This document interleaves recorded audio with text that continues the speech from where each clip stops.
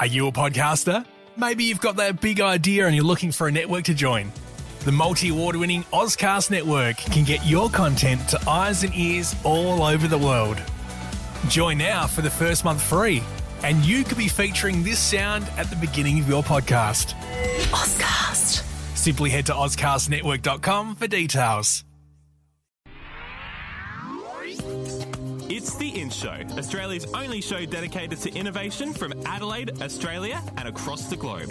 Hi, this is David Grice and Troy Sincock, and once again we're talking about innovators and entrepreneurs, those people that put everything on the line because they thought they could change the world. David, you're one of those people. What have you been up to this week? Well, stellar week this week. I went to the Envy Awards, which is New Venture Institute's awards that they have every year. Cool. Oh my goodness, what an amazing night. It was full of people. We heard from the top 6 companies that have been developed through the NVI program, and they then pitched to be the gold, silver and bronze winner of the year, and they won up to $30,000 in prizes. Amazing night. Well, imagine what that would do for your future. Well, you know, part of it is that they take them to Silicon Valley and they take them over to South by Southwest, which is really a music conference, but it has a massive technology component. They get to pitch to investors. They then, you know, all of a sudden they've got this opportunity to get in front of all these people, and it's just profound. And so much of the learning's really in the sharing too, isn't it? It's, you know, being in those environments where there's people that are doing things the same as you, reinforces you're on the right track, or doing different things, sparks off another idea.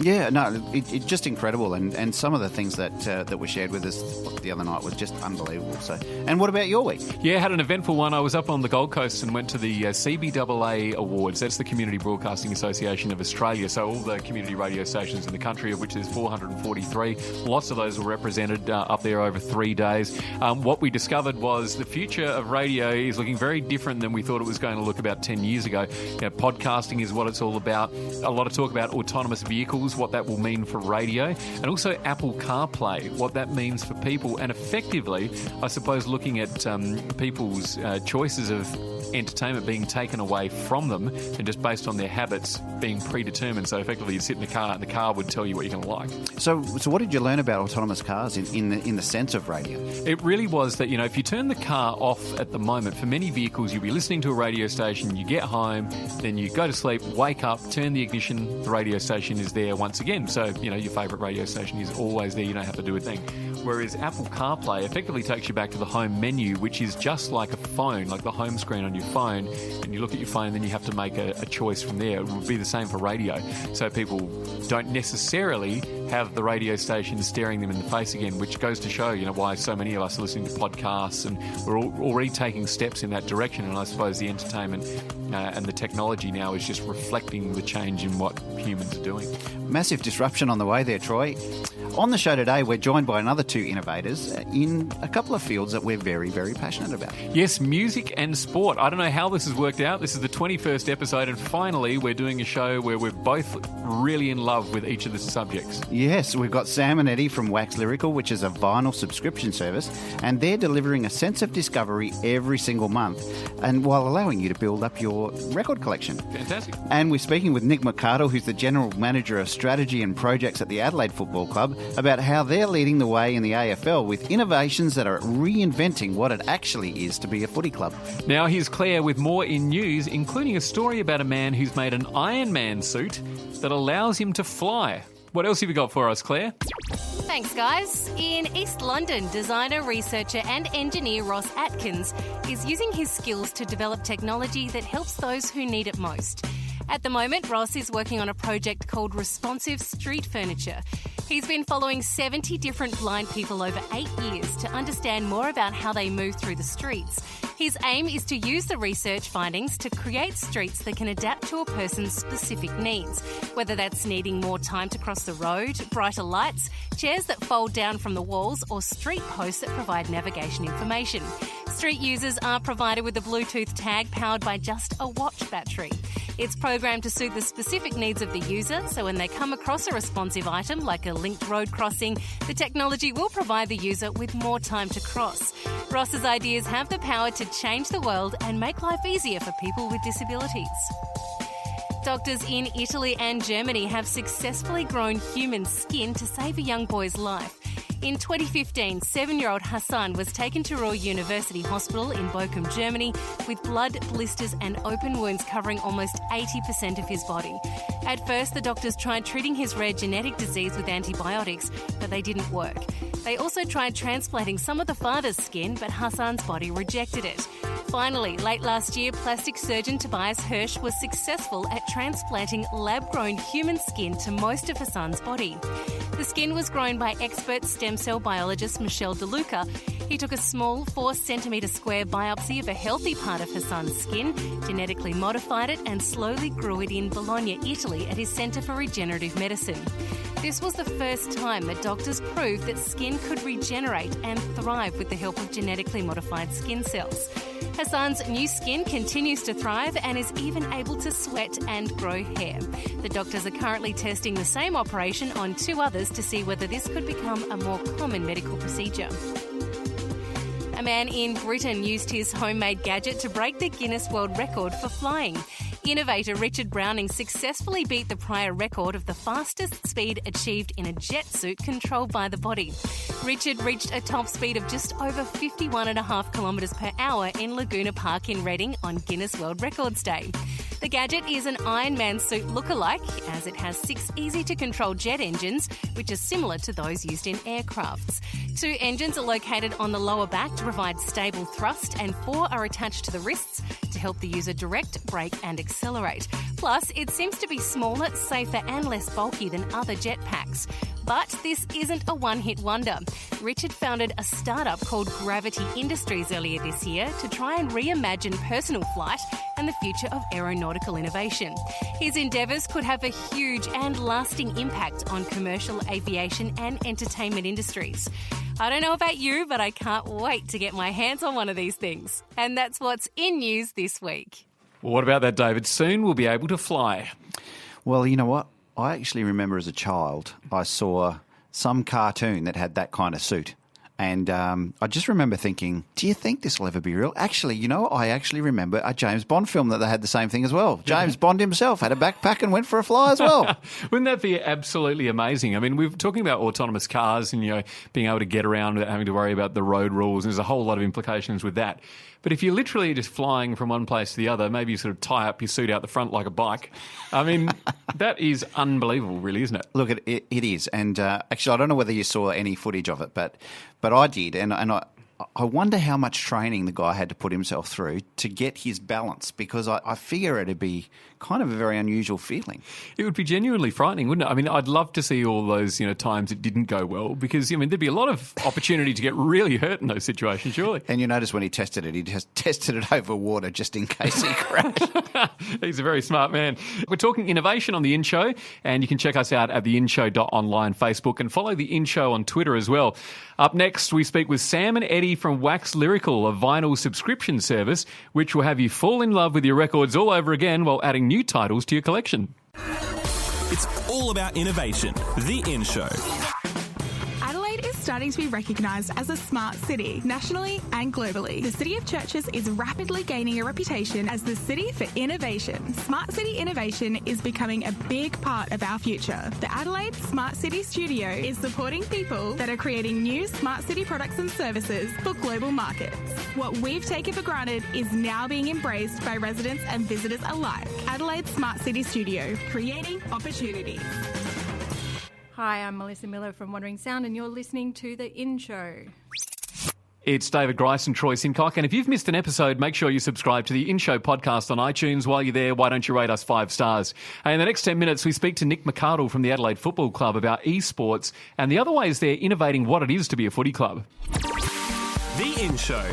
Well, Dave, I caught up with Sam and Eddie from Wax Lyrical, the new vinyl subscription club based in Adelaide, and you did not accompany me. No, I was, very caught up actually that night. What were you doing? Well, bending my arm a little bit, but went down to Air Cadets, actually. Were you in your Iron Man suit when you did that? No, well, I could have been, but no, my little fella, he's a little junior Air Cadet, and so I had to accompany him down to that. Okay, well, I went all alone, and over coffee at Chibo on Rundle Street, I asked the boys what brought about the idea. I wonder whether it was their love of records or that sense that vinyl's really having a resurgence, and did they then see the opportunity to capitalise on a growing market? It's a bit from both sides, really. Obviously, it's been something that has been successful overseas in the States, particularly, but there was never really anything in Australia. So I thought I'd try and bring it here and try and make it successful here, and that obviously stemmed from my love of vinyl and growing up on vinyl and music in general, really. So yeah, when I spoke to my parents and stuff about the idea, they spoke about CD clubs. Say you'd try it, if you didn't like it, you'd send it back. So I guess it did come from that, and that was popular back then, and vinyl's making a resurgence, and people like that retro feel of vinyl. So I thought, well, why can't it come back in the subscription format again? So that's where it came from. Okay, so you came up with the idea, and what happened from there? Was it your idea, Sam, and then Eddie, you came into the fold, or were you both there at the initial stages? Yeah, it was definitely my idea. I knew that I couldn't execute it by myself. So there's actually Eddie, myself, and another guy, Keith Kane, who were all partners in it. I thought about who did I know that could contribute, who could be valuable to me, probably selfishly, but that's what I thought. And Eddie and Keith were the guys, and I spoke to them, met with them, had a beer, discussed it, talked about my vision for it, and they both were wrapped with it and jumped on board in the capacity, exactly the capacity that I wanted them to. So that's... Yeah, I got a message from Sam on Facebook on a random Tuesday asking if we could have a chat, and ominous. Yeah, and then from there he sent me his vision of what he had planned, and then we caught up for coffee and chatted about it, and got on board and said what I could do, and we all kind of agreed that we could contribute and play off each other and that sort of thing. And that's here we are. How it happened. Yeah, that's how it happened. So Eddie, what is your role? So I'd probably take care. I started off taking care more of the website. We worked on it collaboratively, but I said, this is how we can do it, and so we just went about building it. I also helped with a lot of the Photoshop work, so the marketing, but quite often it's Sam and I both talking, bouncing ideas off each other, and then I'll execute something. He'll say yay or nay, or can we change this? I'll go back and change it, and that sort of thing. So it works really well. It's been good. Late night conversations. Yeah. We've discovered on this show that so many of these ideas were born over a couple of beers, or in the back shed, or in these places that we all come up with ideas, but for some reason most of us go, that's a great idea, and never actually act on it. Definitely. What was it that made you go, I'm just going to do this? It was kind of a moment where I thought, well, I've always loved music. I went to school, tried to study it. I was useless. I thought, how can I get into it? And then I felt my strengths were literally listening to music, which sounds a bit silly, but that's, I love listening to music and discovering music and going off recommendations, searching this, searching that. And I thought, well, why can't I bring that to be my day-to-day job? Why can't that be the future for me? Something that I'll love and cherish. And that's basically what happened. It was kind of like a realization moment that this is the idea, and why can't I go out there and do it and actually just do it instead of talking about it, like you say. I remember chatting to a few mates, and we were adamant we were going to start a microbrewery, and we'd all had a few beers obviously, and we're like, no, tomorrow we are starting a microbrewery, $10,000 each, this is what it's going to be called. And then we haven't spoke about it since. But with this it was different. I was just so adamant that's what I wanted to do, and I just did it and started it, and it started now, and it's so far so good. So justifiably, it was a good decision. So what are some of the challenges in terms of, as you're sort of building your business, and more and more people are opting in to subscribe, and I can see there's a number of different options over what period of time that you can subscribe. How does that work? So basically, the longer you sign up, the cheaper it is for you, basically. So if you sign up for 1 month, it's going to cost you $55. If you sign up for 6, it's going to cost you $50 a month. But that's, it's a loyalty thing. And interestingly, we've had a couple of people interstate. Obviously when you start a business like this, the first people to support you are your friends and your family. And then it's a good buzz when you get people you've never met before in your life, especially from interstate, who sign up as well, and we've had a few sign up straight away, 6 months, faith in what's coming out after one record. So yeah, that's some buzz when that happens. I guess we've just got to keep providing the goods, and they'll keep coming. And how do you think that you will build your customer base? Do you think it will just be as you begin to reveal your record of the month every month, they start seeing the taste that you've developed? And actually, what informs your taste? Do your customers pass through any filter where you have a sense of what they're up for? Yeah, I think with obviously first port of call would have been our taste. We've got to put something out there, but it's not necessarily our taste. We want, you want to please everyone, but you can't. A lot of vinyl lovers are of the same niche anyway. They're on the same, you're on the same page. You generally like similar things within a boundary. I mean, to be honest, we probably won't put out certain records, but it will be quite a spectrum of records. Yep. And that's what you want. You want to discover new things. We encourage people to not, because you can swap the records if it's not something you're into each month. But obviously we encourage people to give it a go. It might turn out to be the best album you've ever listened to, you know. So yeah, we're trying to keep it on quite a broad spectrum, but within a boundary, I guess.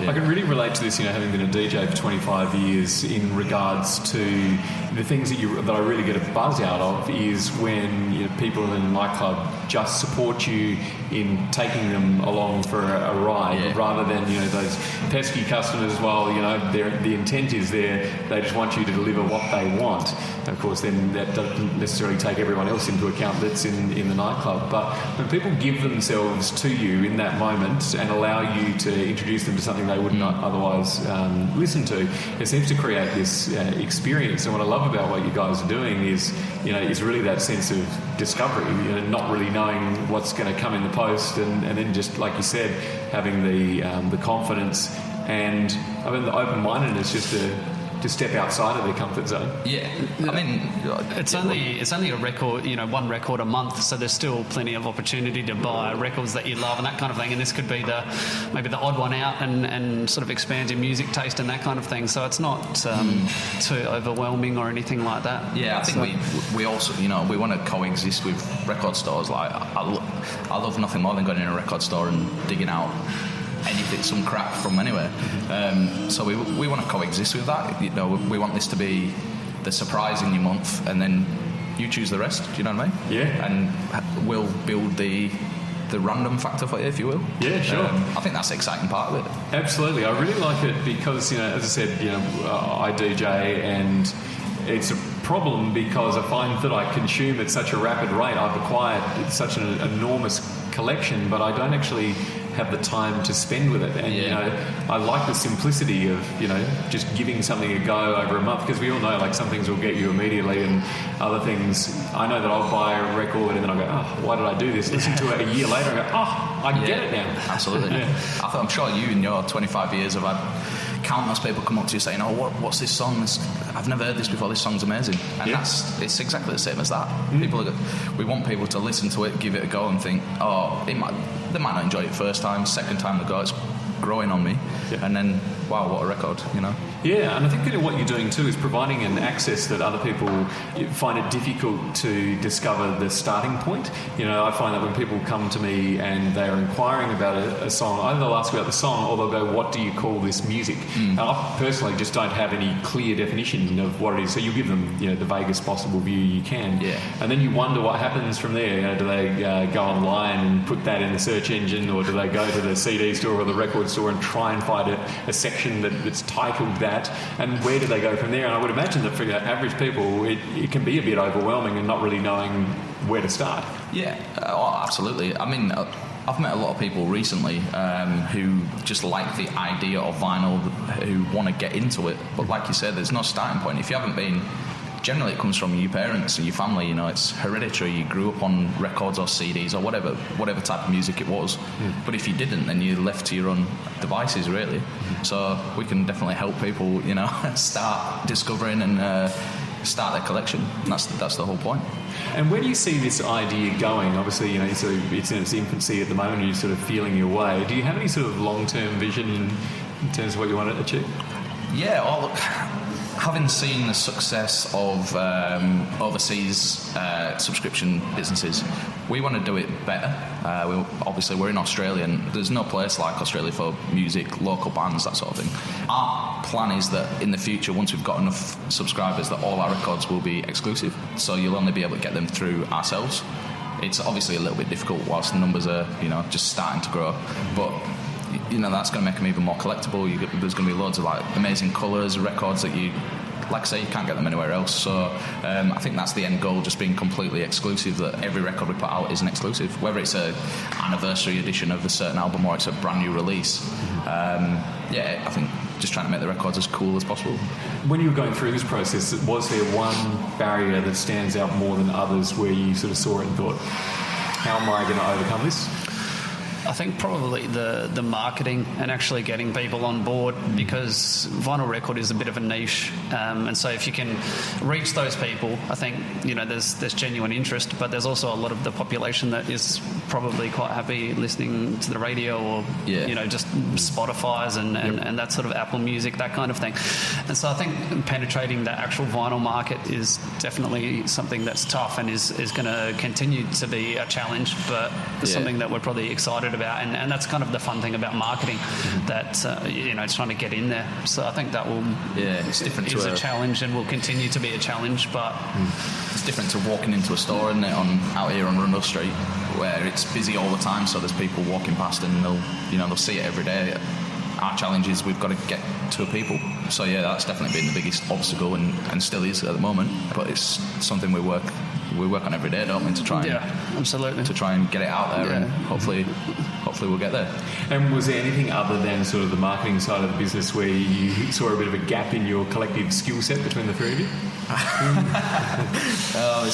There's probably a few we'll discover, I reckon. But not so much so far. I think we're pretty well rounded. I mean, like I said at the start, I thought about who would be valuable to me and what skills they had. So I think I covered all the naive core bases that I thought I needed at that point.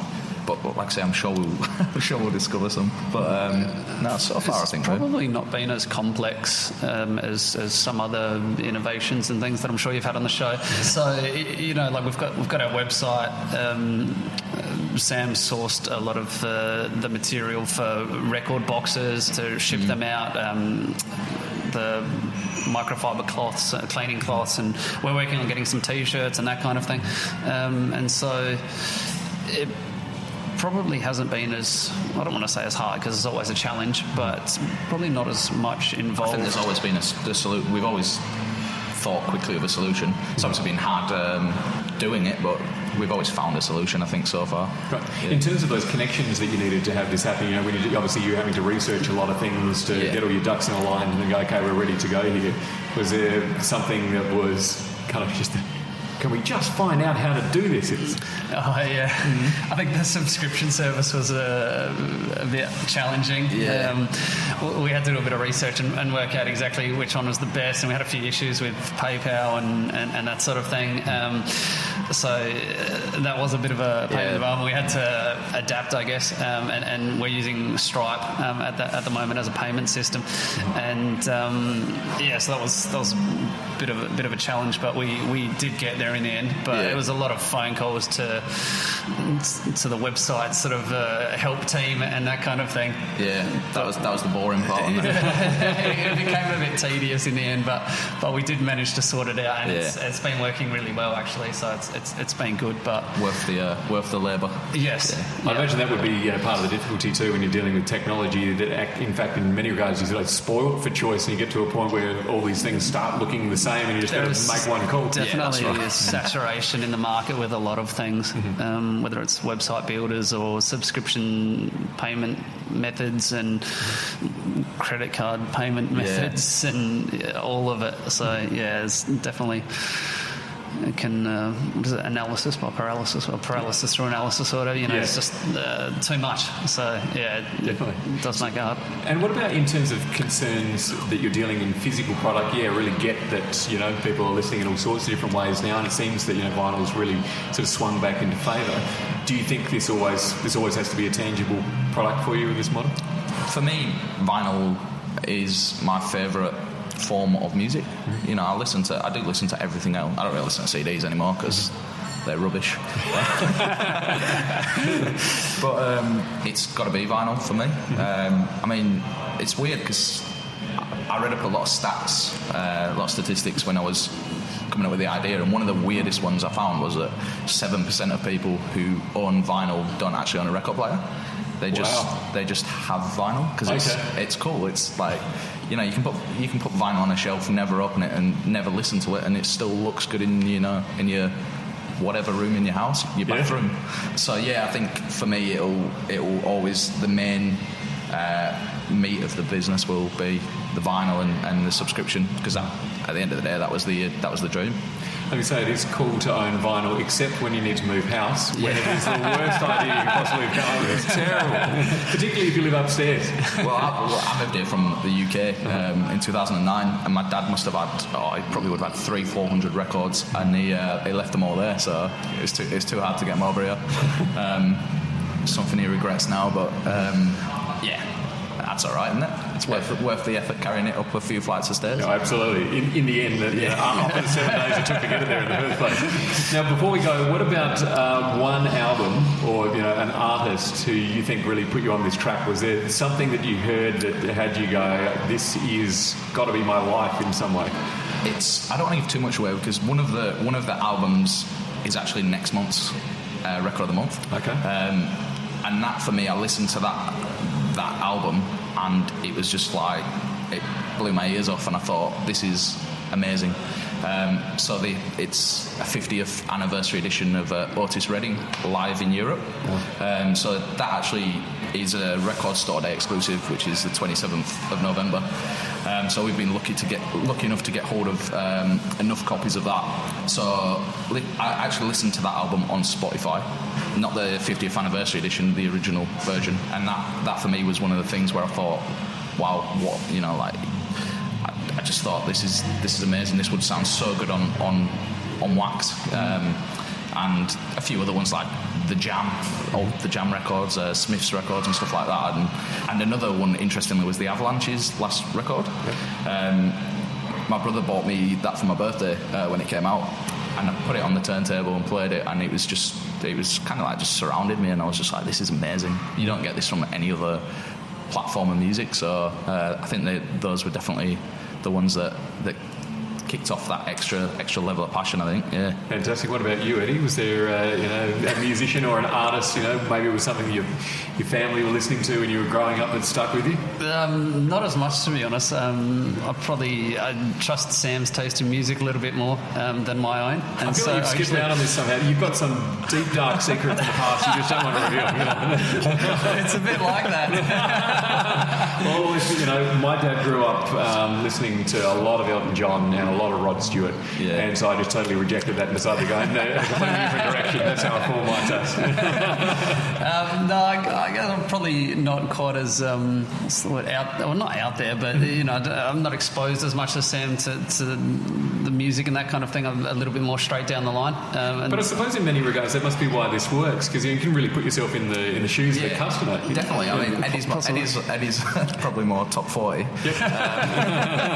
And Keith is like your typical Michael Jackson fangirl. So between the three of us, it works quite well. There's a lot of variation in there. So I think that's the wonderful thing that will come out of it. Fantastic. Well, I love how you are really making it so accessible to people and having them be able to sort of step into this obsession with vinyl without any fear and just trusting you to show them along the way. And who knows? They may not just subscribe to Wax Lyrical, but it'll be then it'll open a door for them to go into the record store and feel a little bit more confident. Yeah, hopefully, definitely. I mean, that's great. Hopefully that happens for a lot of people, especially young people who are just discovering vinyl for the first time around. Hopefully we can help them out and they can go out there and have a massive collection and never move house. Well, Sam and Eddie, thank you so much for joining me. Congratulations on the idea. All the best in the future, and I can't wait to hear how far you come in another year from now. Cheers. Thanks for having us. Thank you very much. It's David Grice and Troy Sincock on The In Show. You can subscribe to iTunes and listen to The In Show podcast for more innovations. Now, David, we've had my half of the show with the records. Next, you've finally got it on the show, the Adelaide Crows. I knew there'd be a way. But next we're speaking with Nick McArdle. He's the General Manager of Strategy and Projects at the Adelaide Football Club. Now, and he champions the innovation side of the business. And believe it or not, they're leading the AFL with their progressive approach. And we're going to find out how. Next on The In Show. Download the Phoner app before you head to your next event. Find people easier, market yourself better, and get connected using Phoner. That's spelled P-F-O-N-R. Phoner. Available in the App Store now. Hi, I'm Charlie from Age Fitwear, and you're with Troy and David on The In Show. The In Show. Well, footy clubs are certainly changing, and they're not the traditional businesses they were in the past. Joining us on The In Show is Nick McArdle, General Manager, Strategy and Projects for the Adelaide Football Club. G'day, Nick. Tell us about this new era in AFL footy. When was the moment that footy clubs started thinking it's not enough to just have a well-performing team and have people attending the matches? Well, I think that sport over the last 10, 20 years has grown significantly. And as part of that growth, particularly for the Adelaide Football Club, we've moved from just focusing on winning games to becoming a corporation in some ways. We're a small, medium enterprise now that needs to run the business of large public interest in a way that a lot of large corporations do with the same level of governance and public interest. So in terms of my role is the General Manager of Strategy and Projects at the club, traditionally a role that football clubs haven't had. But if I use the Adelaide Crows as an example, if you break down the business side of a football club, you have sponsorship, you have membership, you have merchandising, and you have an AFL distribution, which is part of the broadcast deal that's then distributed back to the clubs.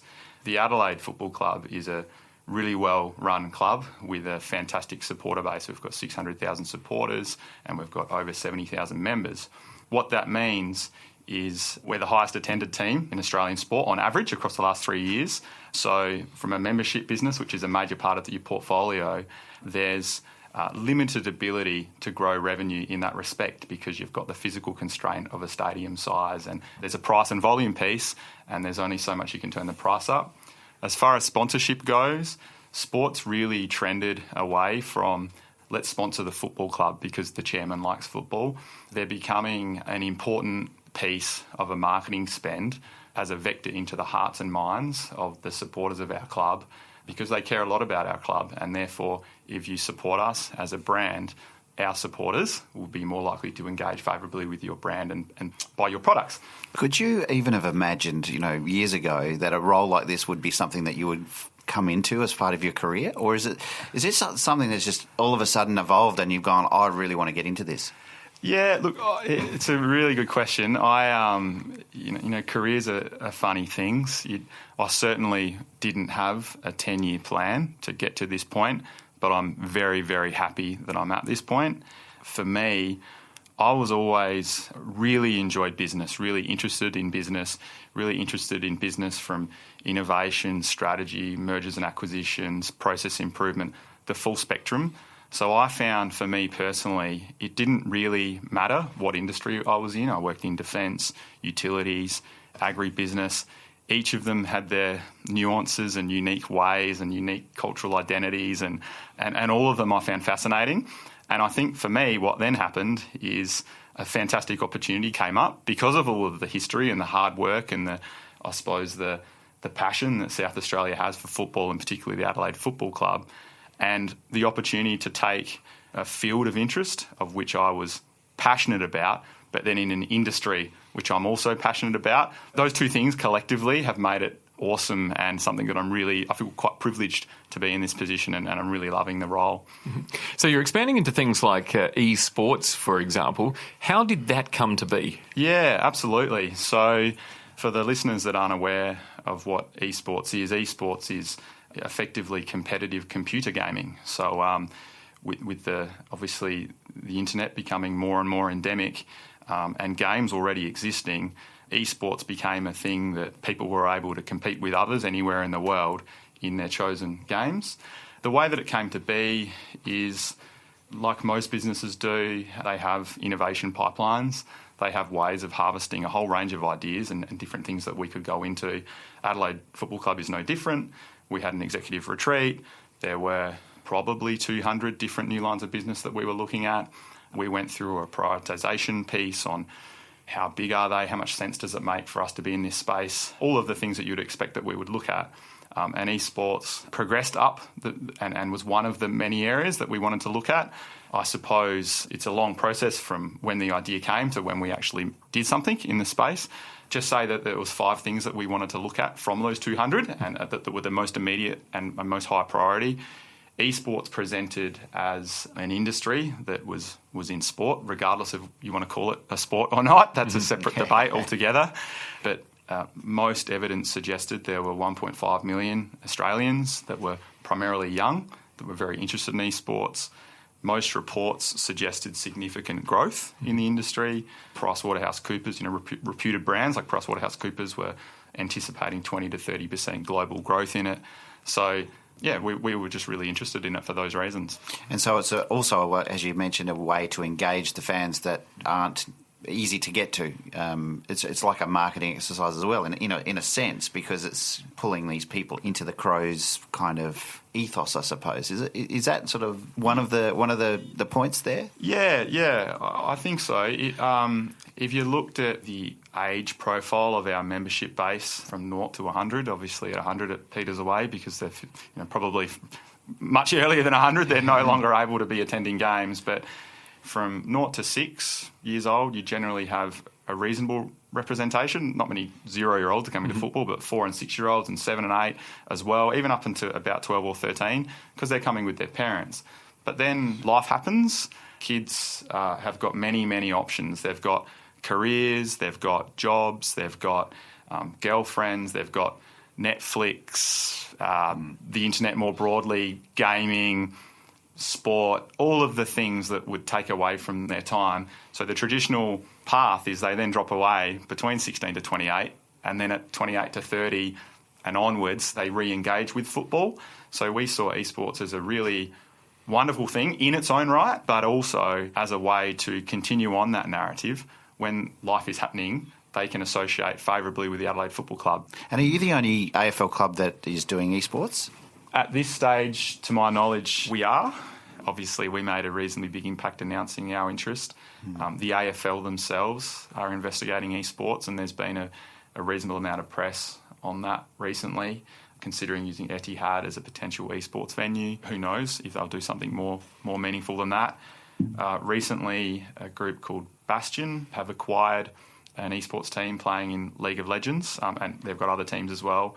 And Bastion is a sports consultancy with lots of sports people involved with it and really deeply connected into the Australian and global sporting landscape. So in a way, they're a sporting team looking at it.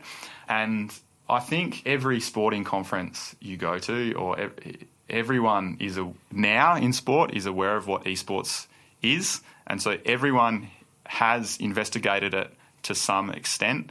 But the Adelaide Football Club was in a good position for all of those things that I mentioned earlier. The traditional business was going well, our on-field performance was great, all those types of things. We could do something like this, but some of them are either not interested for whatever reason, or they're not in the right position at that point in time to be making an investment, or a range of things. So, we're the first in Australian sport, which is awesome, but I think others will follow at some point in time. So you're effectively turning, a sporting brand into a lifestyle brand, would you say? I think that we're still absolutely a football club. That's the core of who we are. And we haven't rebranded Legacy. Legacy remains Legacy Esports. One of the reasons we're attracted to them is in terms of brand power, which is a combined metric of brand awareness and brand likability. Legacy was the highest in all of Australian esports, and actually quite comparable in the 16 to 28-year-old age group to some of the leading AFL clubs, which was a surprise to people, particularly people that aren't young. People that are young, and particularly under 30, it doesn't surprise them, but people over 30 are like, how is that possible?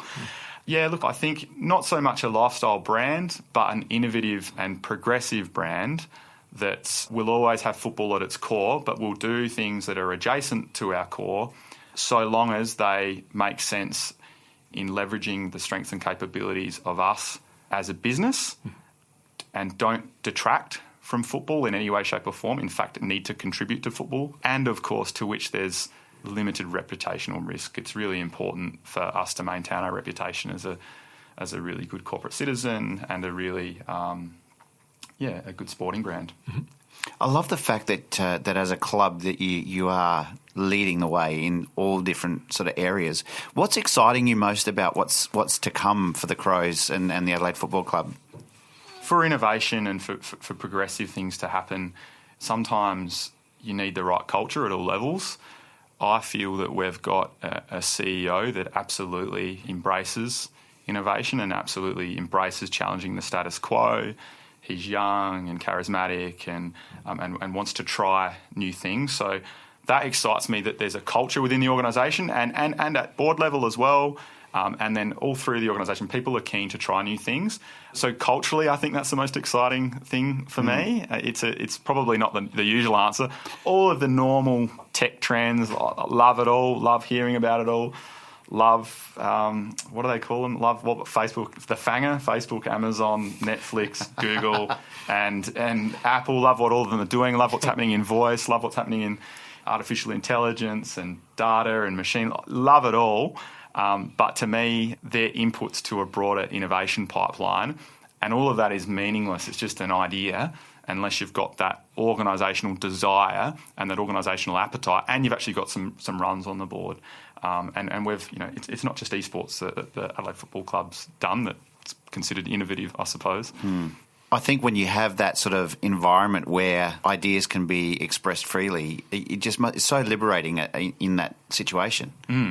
Yeah, absolutely. So, safe to fail, all of the standard buzzwords.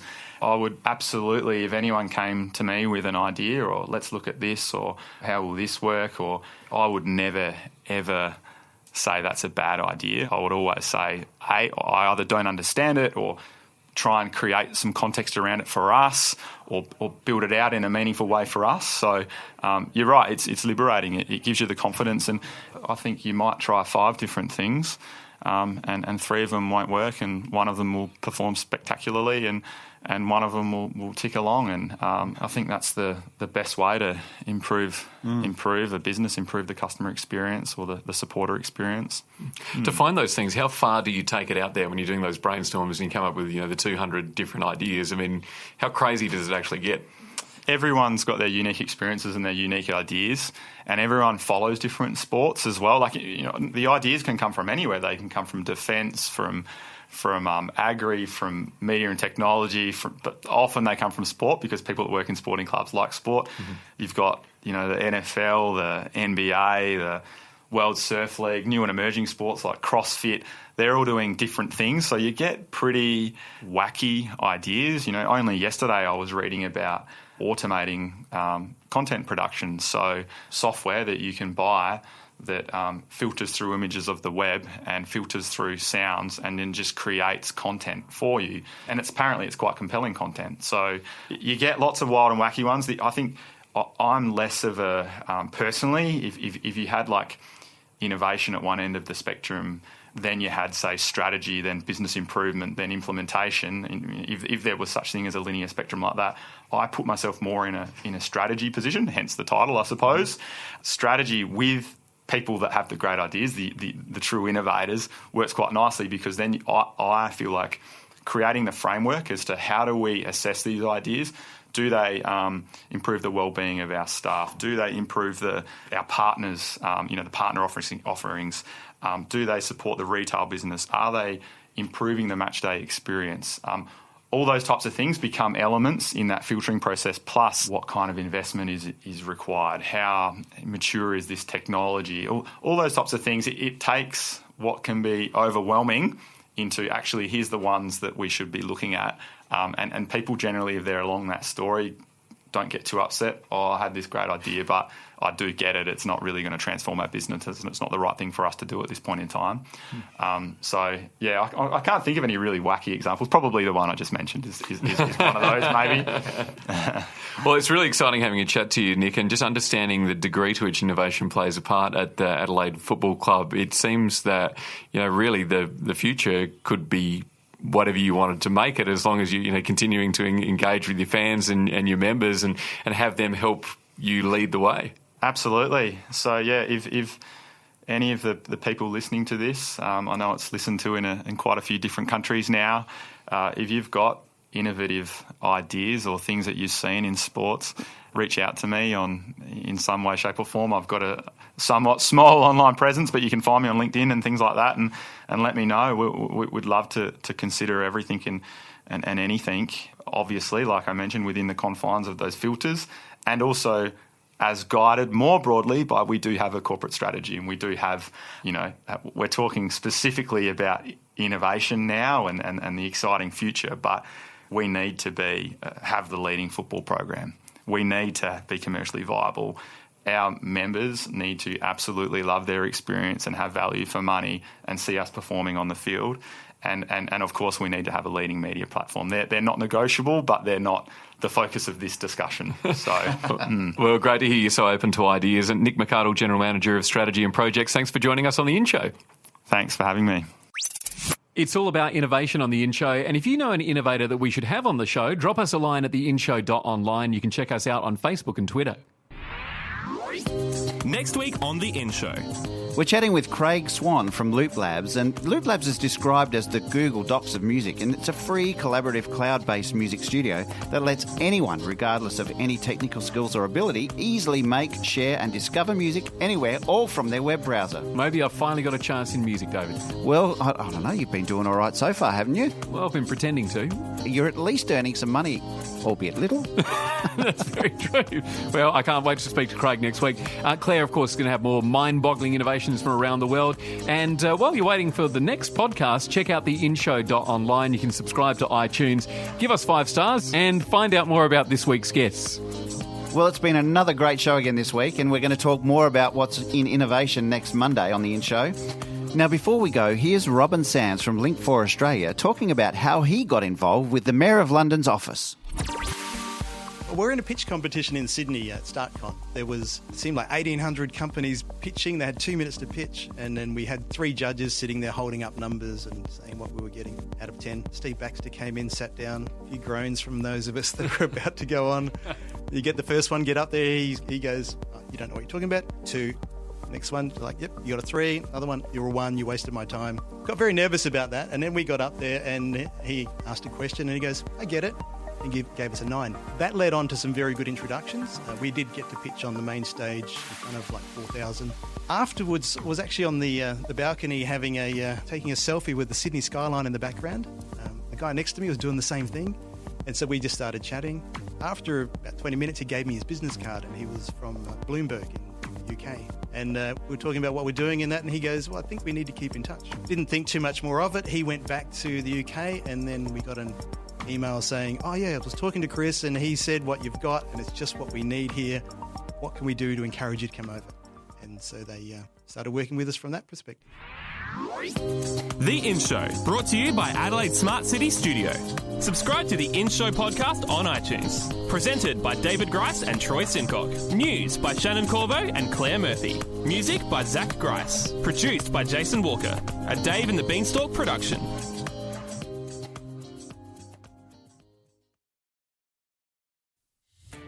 Are you a podcaster?